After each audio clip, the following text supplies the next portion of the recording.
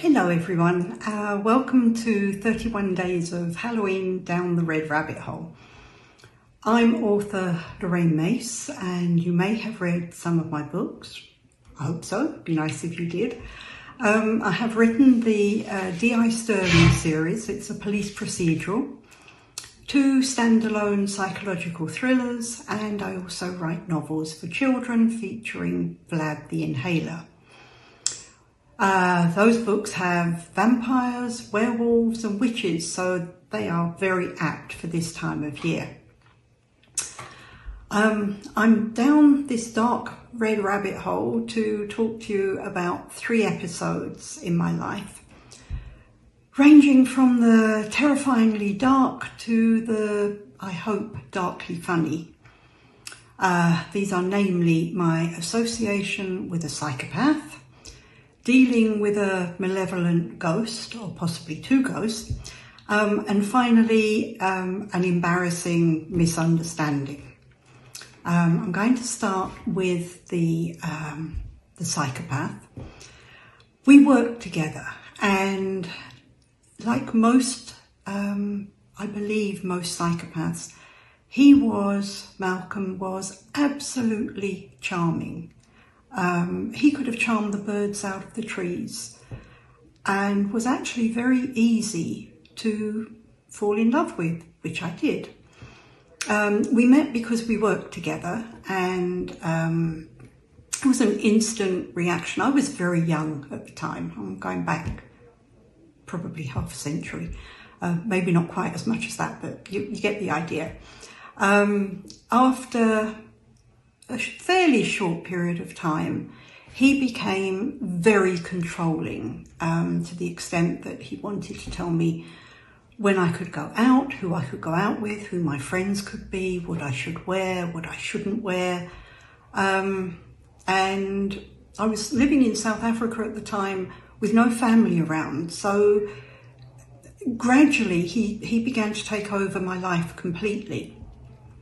Anyway, I found the courage to tell him that it was over, and he did not take it well. He said, how much he loved me, he was sorry for all the things that he'd done that weren't good, blah, blah, blah. The problem was we still worked together, so I saw him every day.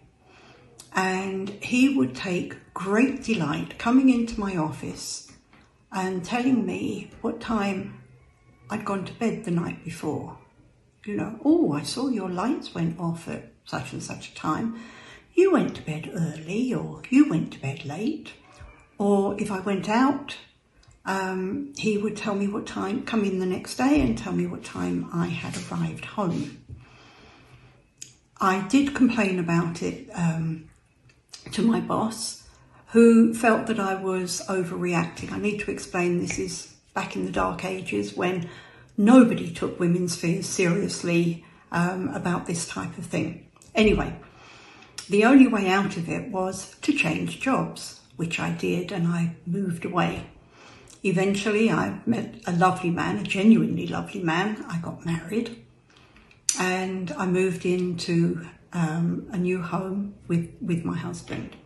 And while moving in, or after moving in when I was putting things away, I realised that a book was missing, a really important book. I'd won it at school when I was 7 years old.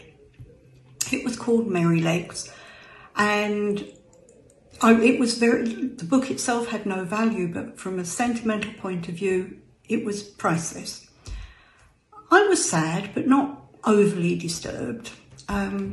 Thereafter, I moved country 3 times. I went from South Africa to the island of Gozo, back to the UK for a short while, and then eventually I settled in the south of France.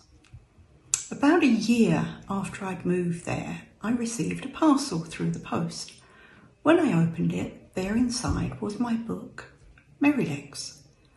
Now this was nearly 10 years had passed since the book had gone missing, and inside was a note from Malcolm which read, "Never stop looking over your shoulder. I will always find you." And to this day, very nearly 20 years later, I still jump if I hear a voice that sounds even remotely like his. This leads me on to my ghostly encounter, as it was in the same house as I'd received the parcel from Malcolm. When my husband and I bought the house, a 3-storey maison de maître, it was in a state of complete disrepair. Nobody had lived there since just after the end of the Second World War. The stairs going up to it was a ground floor, first floor, second floor and attics above, but the stairs going up to the second floor had collapsed. So there was no way of sort of knowing what was up there. However, the ground floor and the middle floor, although in need of major renovations, they were wonderful. It was a really gorgeous house.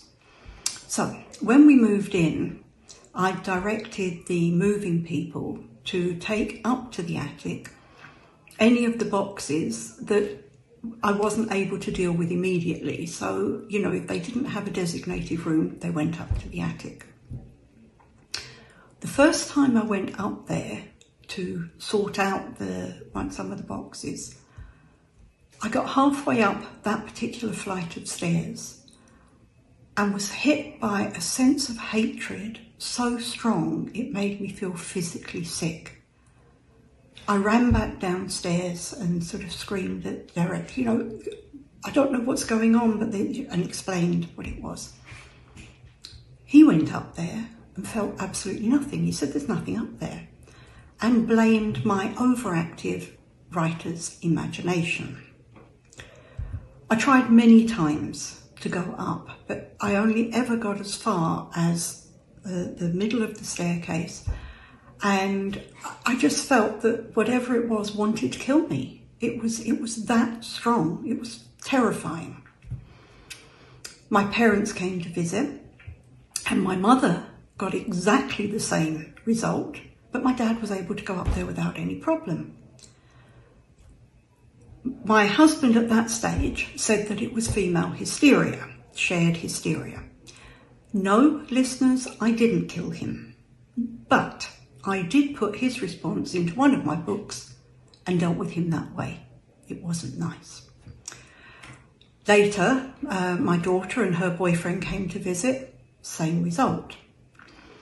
Once my French had improved enough to be able to hold a conversation, I asked one of our neighbours, was on a farm a little way away, because it was a hamlet with houses spaced out quite a lot, who had actually lived in the house before us.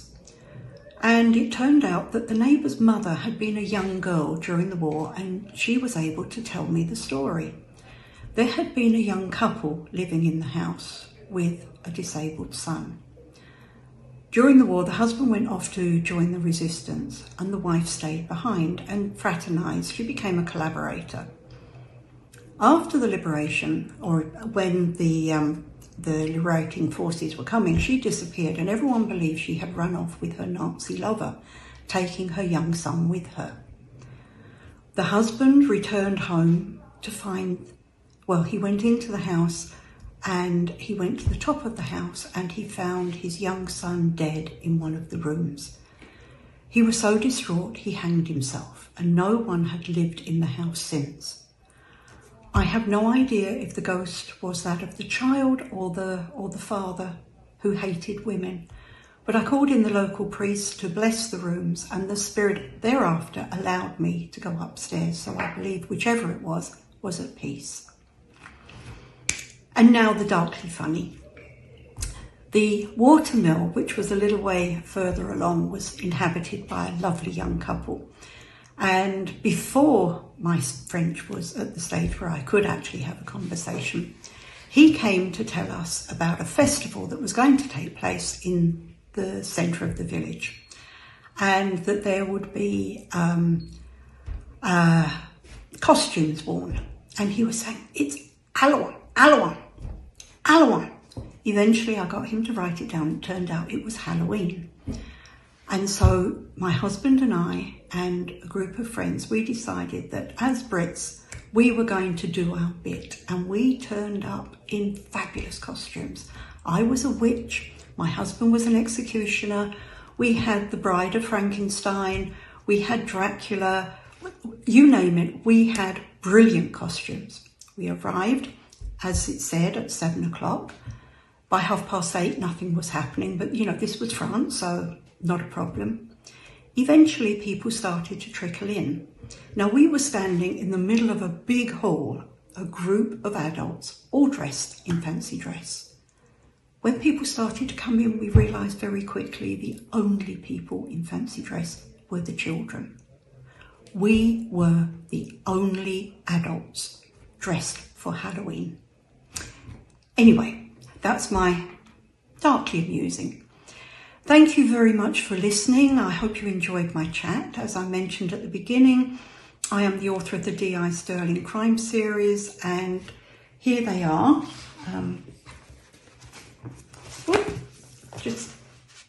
Or maybe that way, I don't know. I'll tell you in order. They start with Say Your Prayers. Then Rockabye Baby, Pins and Needles, An Eye for an Eye, and Love Me Tender. I also write standalone psychological thrillers. We have The Guest. Believe me, you would not want her in your house. We have The Family Home. Not a happy place. You wouldn't want to live there.